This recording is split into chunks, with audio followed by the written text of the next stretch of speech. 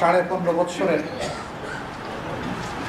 এই জগদ্দল পাথর আল্লাহ রাব্বুল আলামিন আমাদের সন্তান তুল্য ছাত্রছাত্রী যুব সমাজের মাধ্যমেই 1 বৎসরের 5 আগস্ট সরিয়ে দিয়েছে।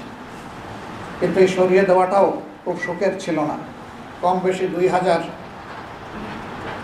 আদম সন্তানকে এই দেশের নির্মমভাবে খুন করা হয়েছে,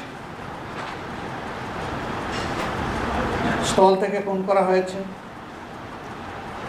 আকাশ থেকেও গুলি করে খুন করা হয়েছে। এই জন্য জাতির বিরুদ্ধে সরকারের যুদ্ধ ছিল।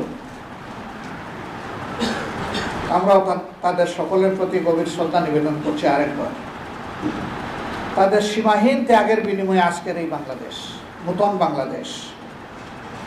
সুতরাং এই জাতিকে তাদের রক্তের প্রতি শ্রদ্ধাশীল থাকতে হবে এবং ঋণ পরিশোধে যত্নশীল হতে হবে। আমরা প্রতিশ্রুতিবদ্ধ, আমরা আমাদের সন্তানদের, নাগরিকদের এই রক্ত এর মর্যাদা আমরা দিতে চাই।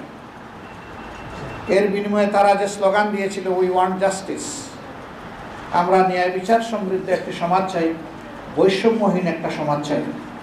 সেই বৈষম্যহীন এবং ন্যায় বিচার সমৃদ্ধ সমাজ গড়তে হলে সুষ্ঠু নির্বাচনের মধ্য দিয়ে কাউকে না কাউকে এদেশের দায়িত্ব তুলে নিতে হবে হাতে।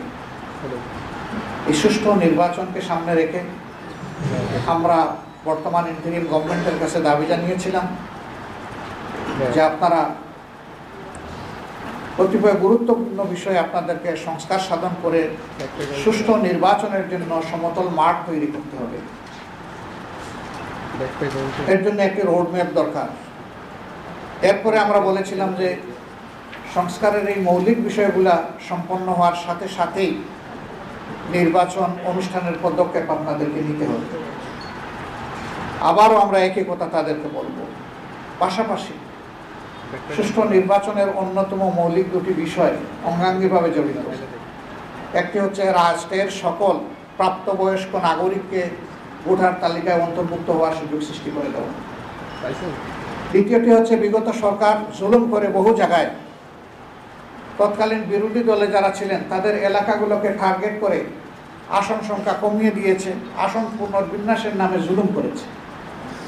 এগুলাকে আবার পুনর্বিন্যাস করা লাগবে বিবেক এবং বাস্তবতার আলোকে।